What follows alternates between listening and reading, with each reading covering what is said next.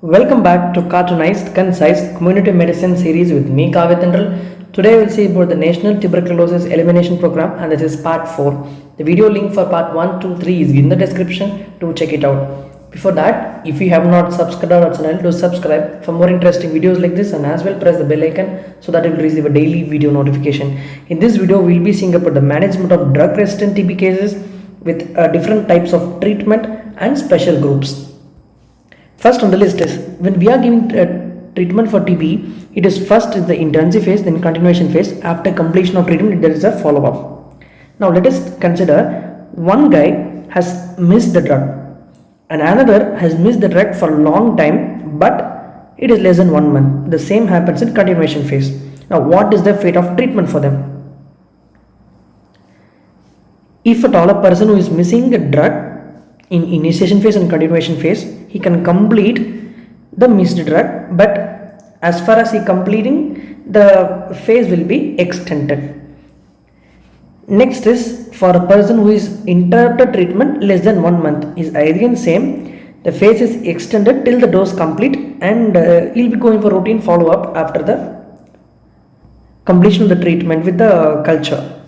The same holds good to continuation phase.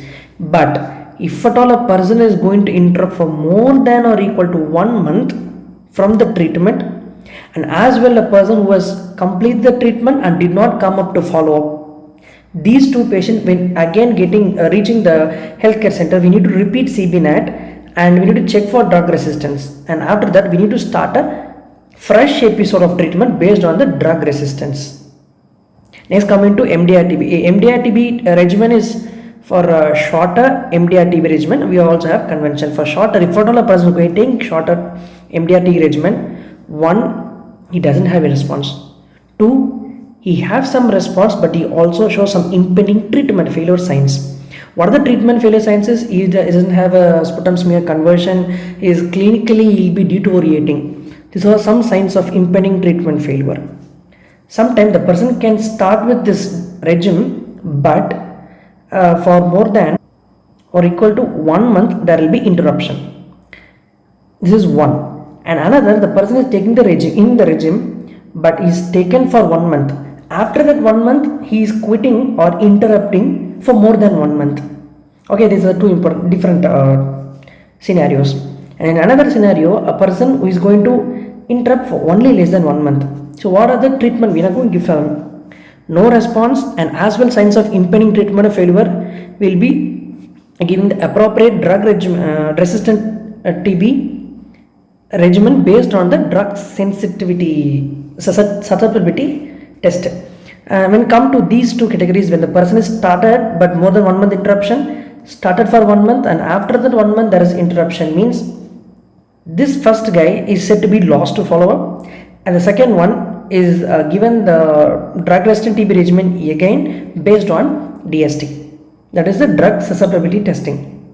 Less than 1 month abdina, then you can give same regime but make sure that the missed dose are added. Now coming to a patient who is on bedaquiline, that is the last line of drug in TB, right? Bedaquiline, this is also costlier drug also. So whenever a person is on bedaquiline, the normal dosing schedule is first 2 weeks he will be taking 400 milligram, and next 1 week onwards he will be taking 200 milligram, and that too 1 week he will be taking only 3 times, that too like after 48 hours, the dose between the dose 48 hours till 24 weeks.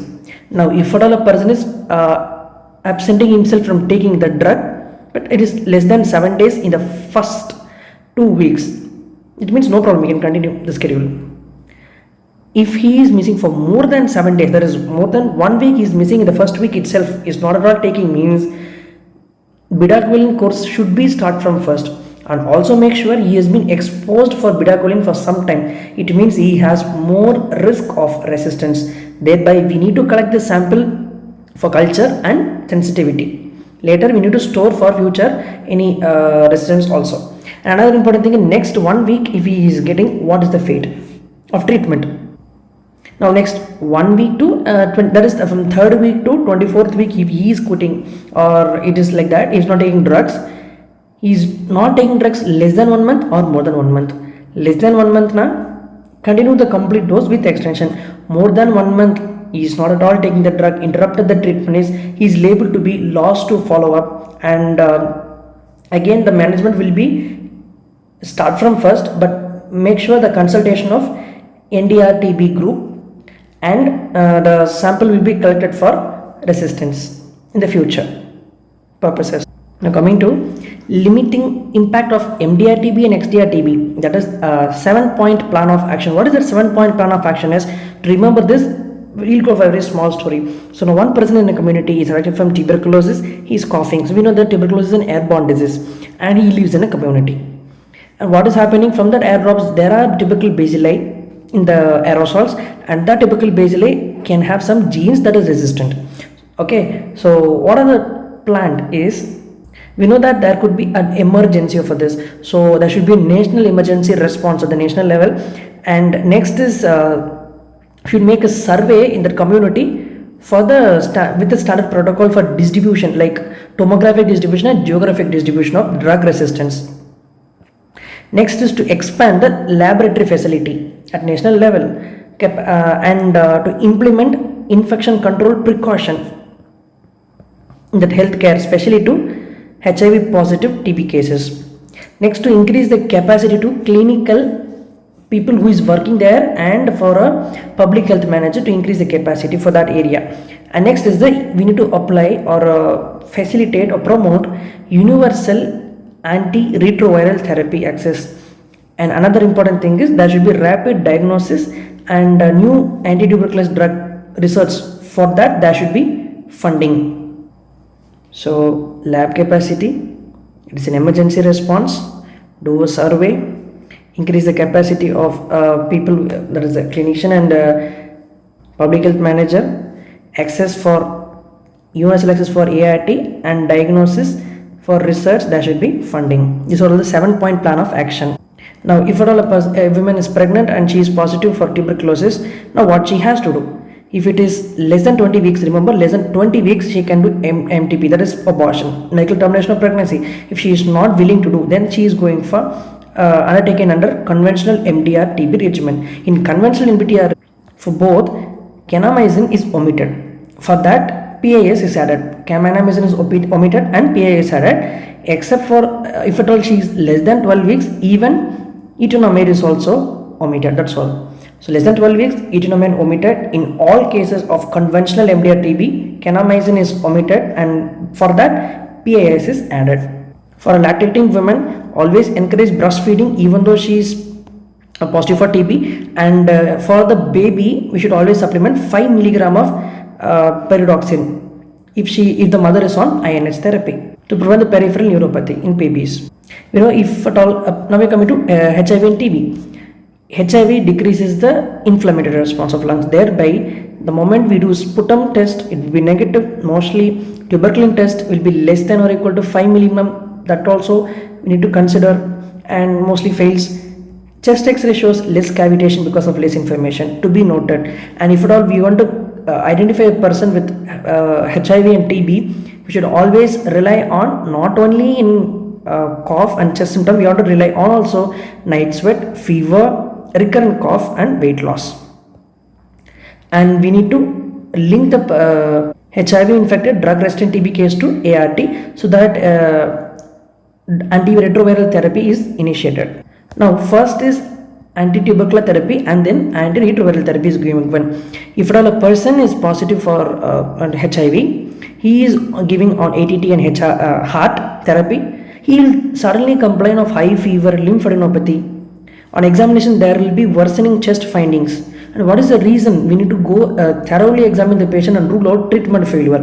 After ruling out treatment failure, the reason behind this paradoxical reaction, even though the person is HIV positive, TB positive, we are giving the drug for that, there is a paradoxical reaction. Why is that? Is because of immune resistance institution on simultaneous administration of drugs for TB and HIV. How to manage it is just give prednisolone 1 to 2 milligram per kg for 1 to 2 weeks, and gradually we taper the dose. This is what is called as IRIS, that is immune reconstitution inflammatory syndrome. A patient who is treated for HIV TB is showing paradoxical reaction, that is called IRIS. Now what is called isoniazid prevention therapy is Now, a baby is tested positive for HIV, living with HIV. After treatment, because TB is one of the commonest opportunistic infection, so we need to treat beforehand itself. But TB treatment, after completing complete TB treatment, the child is also to be given isoniazid for 6 months because it prevents relapse and so on. If after treatment the child is showing weight loss, fever and cough, we should suspect tuberculosis. On examination there is no tuberculosis is seen. On evaluation, then we have to give isoniazid prevention therapy, that is of 10 milligram per kg. If at all a papa is again 12 months of age, more than 12 months of age, HIV positive, and there is no contact of TB also, we need to give isoniazid prevention therapy for prevention of TB. In TB and diabetes, these are both increasing the risk factor and increasing mortality rate. So National Framework for Joint TB Collaboration Activities says that we need to diagnose and manage both, monitor, evaluate, and TB regimen should be given to the patients. With diabetes, like similar to non-diabetic only, the regimen is same. You're going to screen TB in diabetes mellitus and diabetes mellitus in TB. Screen and ensure management. Here also screen, ensure management.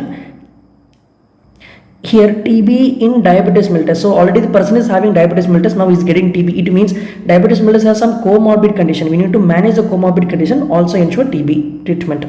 Coming to the tobacco and TB is a worse combination wherein which it increases the mortality rate by 3 to 4 times. There is increased relapse and risk of resistance, affect microbial conversion on everything. Also, if at all we are going to register for tuberculosis, the person will be recording the tobacco use also. What is the 5R for quit tobacco is? Relevance of quitting, risk of continuing, roadblock of to quitting, and reward for quitting, and repeat at each visit. These are the 5 R's to quit tobacco for a TB patient. We have already discussed the NTB strategy in previous video, but still we'll discuss the pillars only. There are 3 important pillars. One is integrated patient-centered TB care and prevention. Check patient-centered TB care. Next is bold policy and supportive system should be there. And another important there is intensified research and innovation. With these 3 pillars of NTB strategy, we are completing the NTEP with the 4 videos. Thank you so much for your patient listening.